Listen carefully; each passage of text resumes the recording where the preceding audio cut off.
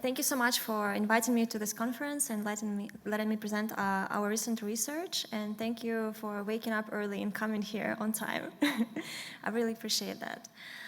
So this is a joint work with Alexey Alexandrov, who is currently at Amazon, Russell Pittman, who is here. He's at the Department of Justice, and I'm at the McDonald School of Business. The title of the paper is Royalties Taken in the US Freight Railroads, Cournot versus Coase. So I'm going today to talk about probably one of the oldest problems in the industrial organization. So it's a problem of pricing of complements. And in 1938, Augustin Cournot wrote a model which is less cited than his other model. So he thought about two monopolists that are selling complements, and he gave an example of, for example, you want to make a brass, and for that you need copper and zinc. And then he wanted to compare the price of that the brass producer would pay if copper and zinc are produced by two separate monopolists, and compared this to the case when both of those are produced by one monopolist. So he showed that two monopolists selling complementary products would charge higher price compared to one monopolist selling those two products. In this case, prices are strategic substitutes, and so if I'm selling a copper, I raise my price, and in response, the zinc monopolist will charge lower price in response, effectively subsidizing my price increase. And in equilibrium, copper and zinc prices would be higher in case they're produced by two separate monopolists compared to the case when they're produced by one monopolist. And everybody is worse off because consumers are suffering because of the high prices and lower production, and producers would be also better off if they lower their prices, and they would increase their profits. However, what the Coase argued is that if there are money left on the table, actually market would be able to achieve efficient outcome. So if there is no transaction cost, and in this case, the prices of two monopolists selling complements would be closer to those to the single monopolist price, and in this case, it would be clear Pareto improvement. So same issue implies in the context of double marginalization in the vertical context when you have a monopolist, an upstream monopolist that is selling their good through monopolist retailer. So in this case, we know that markets are able to achieve efficient outcome. The solution in this case is the nonlinear pricing or a two-part tariff. So who is right? Cournot, who says that two monopolists will charge high prices, or Coase, who says that in the equilibrium they will achieve an efficient outcome, is something that we are looking at in this paper. There are different applications where this problem also arises. One of the most prominent and important is the pricing of patents. So for example, imagine that you want to produce a cell phone and you need hundreds and hundreds of patents. And if all of them are owned by different companies, then you'll need to, and each of them has incentive to price higher. In the end, producer of the cell phone might end up paying a really high price. And there's a really prominent strand of literature that argues that that's happening, and that the price, that the producers end up paying higher price compared to when all the patents are owned by one company. But then there's another strand of literature that says that actually market is able to develop an efficient solution through bargaining and negotiation. However, even though this problem is really important in this context, we are not able to test it empirically because there's no data. All the royalty contracts are confidential, and we are not able to gather that data. Another application is the tragedy of anti-commons. So it's just the opposite of the tragedy of the commons. So here, for example, you want to open a restaurant, and so you have one resource and you have multiple owners, and each of them has a right to exclude. So for example, you want to open a restaurant and you need to get licenses from 10 different agencies. And if you get only 9 licenses but not 10, you can't really open the restaurant. In this case, you might also end up paying a really high price because all of them will be charging you more than in the case when they are all owned by, when there's a single agency that gives you all those 10 licenses, and the resource also will be underused. So, and finally, when we think about mergers of firms selling complements, we also want to know, are there actually any efficiencies that arise from those mergers? The setting that we are going to use in our paper is we are looking at railroads. And so, for example, you want to ship something from point A to point B, to point C. And imagine, so what we want to do here is to compare the prices in the case when this route is owned by one company, one railroad, with the case when this route is owned by two railroads, by railroad AB and BC. So we want to compare price of AC, in this case, to the sum of the prices that two of the railroads will be charging the shipper. We use the STB data, Surface Transportation Board, Weibull data for 2001-2003. It's unmasked, so we are actually able to see the revenues for the contracts. They're not distorted, so thank you, STB. Waybill data contains about 1 to 3% of the whole universe of waybills, depending on the year. So we are using these years because we have data up to 2003. After 2001, there weren't any significant mergers, so our results would not be distorted by those. We only look at 4 largest US railroads. They comprise about 80% of the whole market. And we only look at coal. So despite that the coal shipments goes down, we still know that they have a significant share of the market. So they amount for approximately 17%. Also, coal is pretty homogeneous good, so we're able to compare different shipments. And for each shipment, we know the route, so we know where the shipment originated, where it's terminated. We know the price, we know who is the shipper, and we have over other 100 of variables.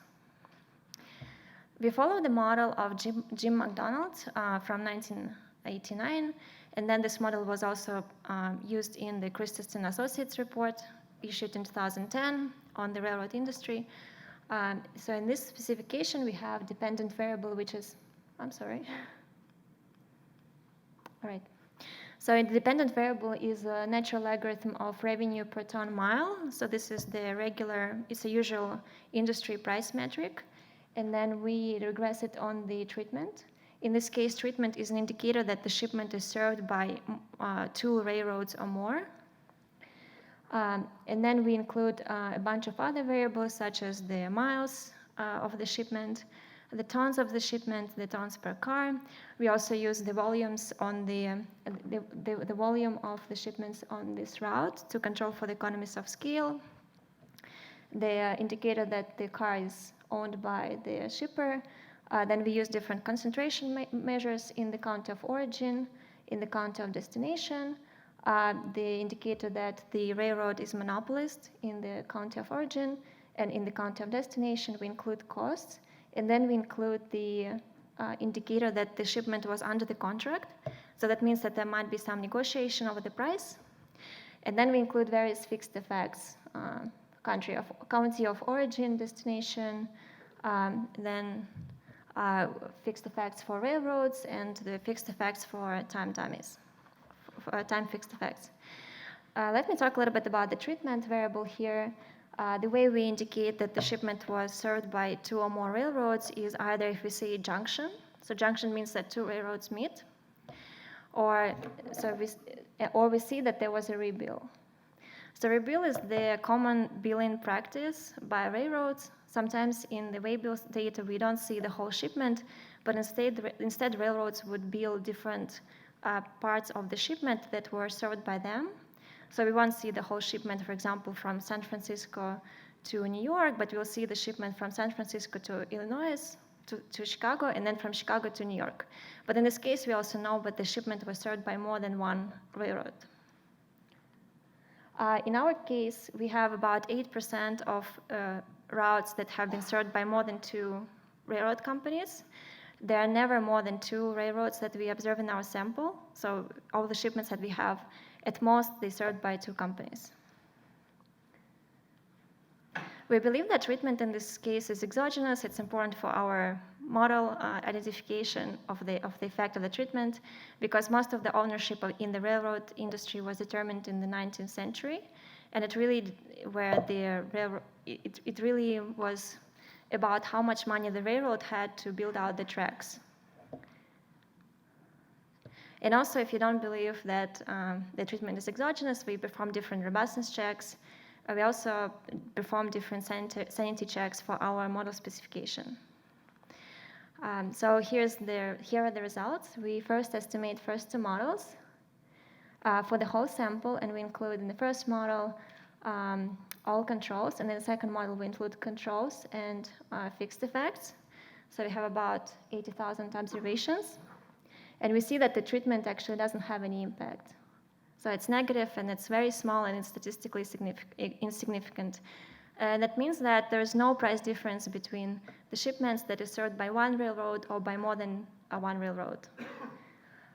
So we also perform different robustness checks. So for example, here, there are a lot of outliers. Sometimes we see that revenue per ton mile is more than 100 than the median for the dependent variable. So we trim our sample at 1%.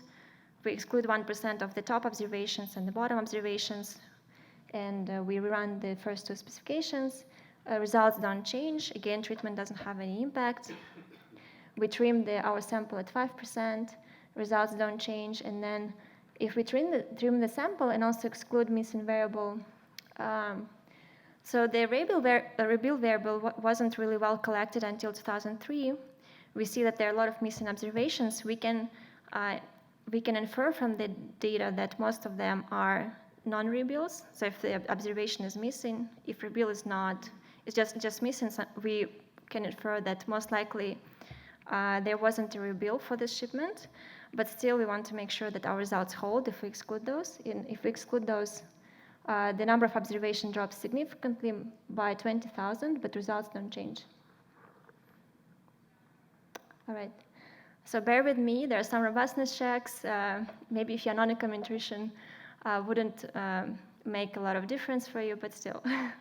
So we implement this technique. It's developed by Imbens and Rubin in 2015. It's called blocking. So if you are concerned about the model specification, you don't think that we capture all the variables. We also, what we do, we divide, so we try to find observations in treatment and control groups that are approximately similar, so we can compare them. Observations that don't, if we don't find similar observation in the treatment group that are similar in the control group, we just throw them out. So our sample is much smaller. What we do then, we take this final sample, divide them on blocks, such that the observations in treatment and control groups are very similar in terms of observables. So they're practically indistinguishable. And we calculate average treatment effect of the treatment in each block, and then average it out, and that's our estimate. So as I said, it helps to eliminate the problem for model specification, and also, according to Imbens and Rubin, will provide also more precise estimates.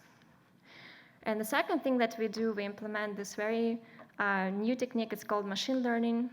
Also, if you think that in our specification we should include extra terms, some quadratic terms or cubic form terms or interactions, it will also address this problem. So in other words, it will it's just a sanity check that our results hold. So when we do this first technique blocking, we see that this is the final estimate. It's marginally significant at 5% significance level. It's very close to zero, and it's negative. So we don't find that treatment had that if you served by more than 2 railroads, your price is higher. So with machine learning as well, we perform the robustness check. We see that the results don't change. They are approximately the same, very close to zero, and negative. All right, so if you still don't believe that, if you still have questions about the treatment, you think maybe it's not exogenous. In other words, maybe there's some selection into who are those companies that, that maybe they're the only ones who are able to negotiate, and therefore only for certain shipments we see that they're served by more than one company.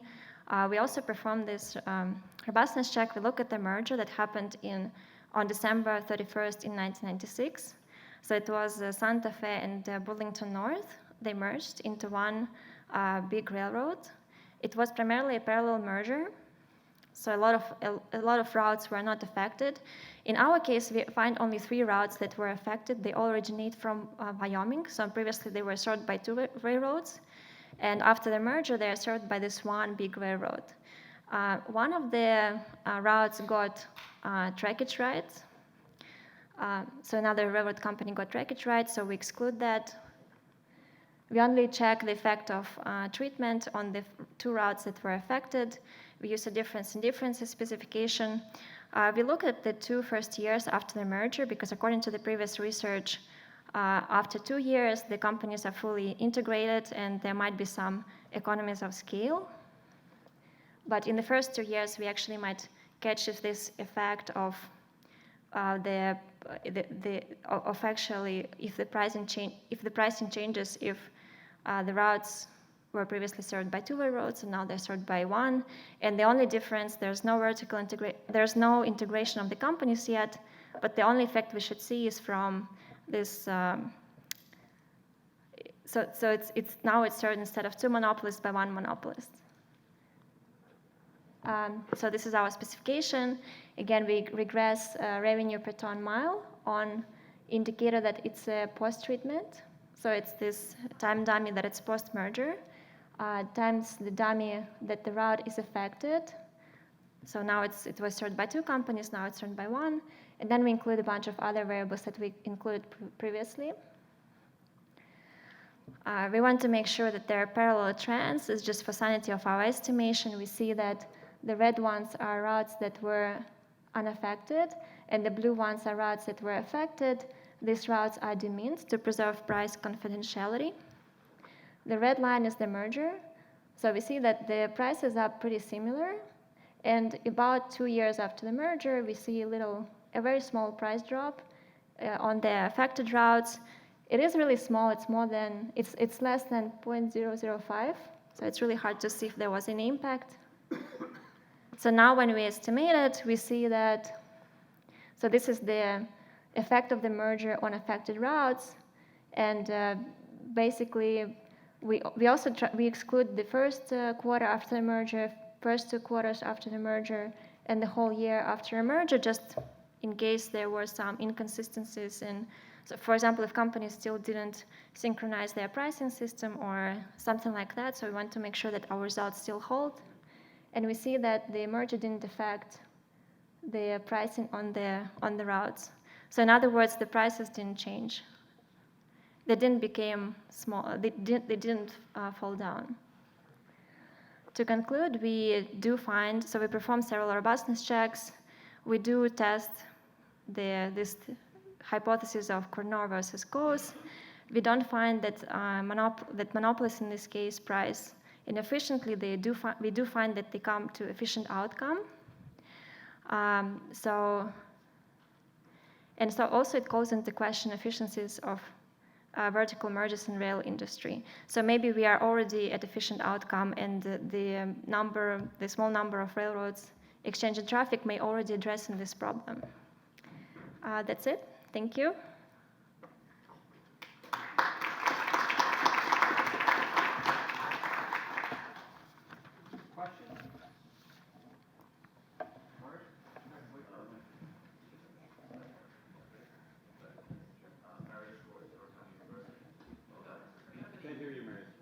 Can you hear me now? Yeah. Hear me now? Yeah. Okay.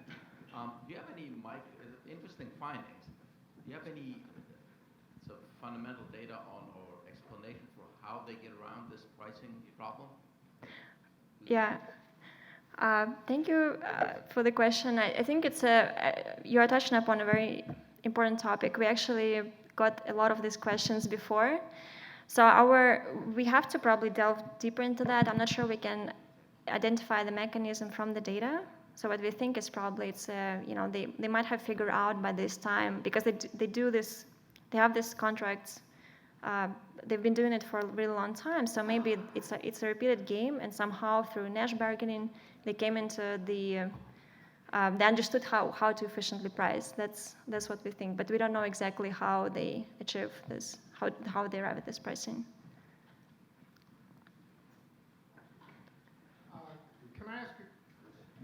ask a question about when you were referring to the Burlington Northern and Santa Fe merger. I will disclose I happen to be from BMSF relative back on that.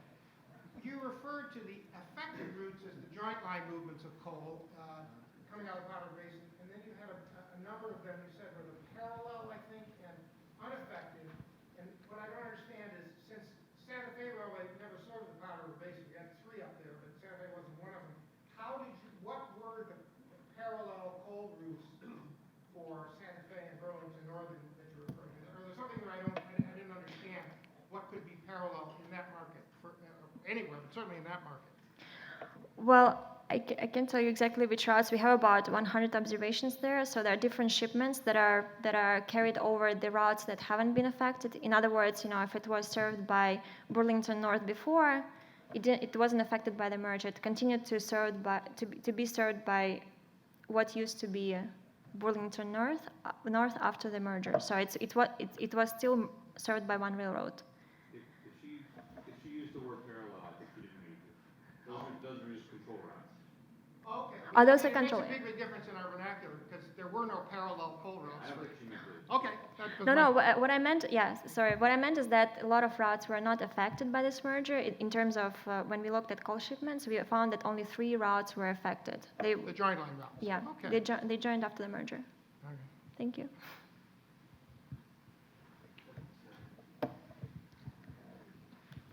Olga, I want to be sure I'm understanding the conclusions and sort of the public policy implications of them. And so what I thought I heard you say at the end of the presentation is that your research would indicate the monopolist price efficiently. Is that correct? Correct. That's what we find. Well, we find that. All right. So I guess I would like to. So I think what before us to say, I think what we mean by that is that if you think that if we allow the merger and the price will change because of if we think that the prices will go down, we don't find that. Yeah, but that's. Yeah, I mean, take away your initial statement. We don't say anything about whether monopolists price efficiently by themselves. We're looking at the vertical relationship between 2 companies, maybe not monopolists, but with market power that exchange. And our finding is we cannot reject the hypothesis that they are already pricing efficiently as a single line railroad would, and therefore the last line, a vertical merger, an end-to-end merger, according to our findings, would not have this reduction of double marginalization efficiency. Okay. So in some ways, the public policy implication of the research relates to the benefit of mergers and whether or not you could expect to see a pricing benefit to shippers as a consequence of the merger. But very specifically end-to-end mergers. Yes, okay. Yes. Thank you. Mm-hmm. I had a question. To what extent does the analysis recognize or take into account the fact that these contract movements, these were probably multi-year contracts, so that they aren't negotiated each year, and if you're looking over a 3-year period, for a number of those movements, it would probably be the same contract in each of those 3 years. Is that reflected, or does the analysis take that into account? No, unfortunately, we don't have the data. I think it's a good point, but so what we can see is we can see the waybill, and we can see different characteristics, but we don't know who is the shipper, for example, on that waybill, and so we don't see the actual contract. And so you wouldn't know if the contract had been renewed or it switched from one carrier to another? Unfortunately, no, but. Okay, thank you. Kevin? Question about your specification. You showed that one of your variables was cost and another was something called calc rate. As regards cost, what was your cost measure? So the cost measure is noisy. It's just from the waybill, and we acknowledge that it's the coefficients that we get must be interpreted with caution. It's IRCs. Yeah. Does it include where there's an interchange movement from one railroad to another? Does it include extra costs for the interchange?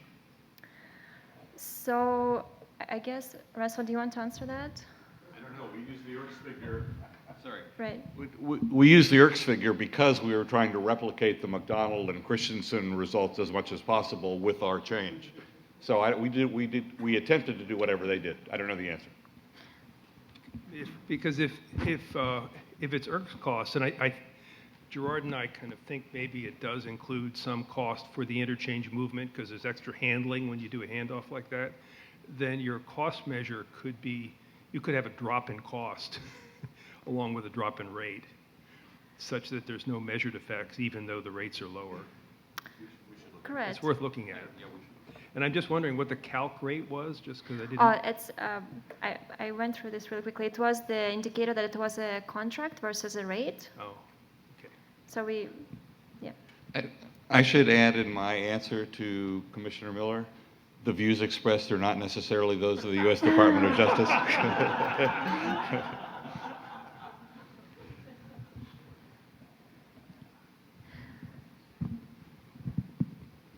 But can I also maybe address that previous question? So even if there's an extra cost and we don't capture that, so when we compare prices, so imagine there's an extra cost, right? So even if we don't include it, so in the end we might get that the prices, when you have several railroads, are higher because of that interchange cost, and we don't actually find that. So it might, if we found that they are higher, then we might be concerned about it. But in this case, the finding is the opposite. Yeah, but we should think about it.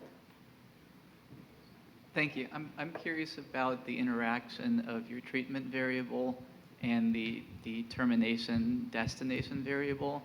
Might those often measure the same thing? Because most areas that are accessible by a single Class 1 railroad would have no junction or no rebill, and most terminations that require joint line service would also be those that would have a treatment variable. And have you considered what it would look like if you combine those two variables into one, or see whether in fact they're measuring the same thing? So if I understand the question correctly, we tried different specification. We look at only rebill or only that we see the junction. So we can't, unfortunately, because it's 1% of the whole universe of waybills, we can't actually construct the whole shipment from those pieces that we see in the data. So we try to run, say only junction. So to only include in our variable junction, or only include in our variable indicator that there was a rebill. And results are essentially the same, and in the end we just combine that and presented the last specification. Does it answer the question? Thank you.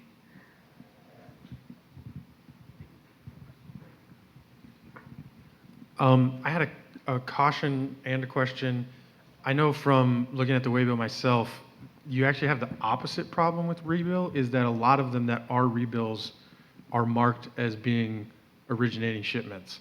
And so you have products coming out of like Memphis and Chicago that just aren't manufactured there. So that's something you might want to go through and verify in terms of like the location codes that there is actually a coal mine at those places, because we've run into that quite a lot. But my other question, or my actual question would be, my gut feeling and memory tells me that there are a couple routes maybe in the east where you actually can get, so if I'm understanding this correctly, you go from AB served by one railroad and then BC served by another railroad, as opposed to one railroad serving A to C. Do you know of, or have you looked at like a full A to C route with one railroad versus similar routes in terms of distance and volume that are served by two railroads? I don't know. My gut feeling would be that there are some, but I don't know if you guys had looked at that yet. Right. So we haven't looked at those because, yeah, we haven't looked at those. The short answer, yeah. Unfortunately, I think it requires a lot of. So this work is pretty recent. So we appreciate the comments, and I think we should look into that. Thank you. It's just a reminder, if you could state your name and affiliation, just so we could capture it. That was Nathan Bomasil from the Department of Transportation. Other questions? All right. Thanks, Olga. Thank you.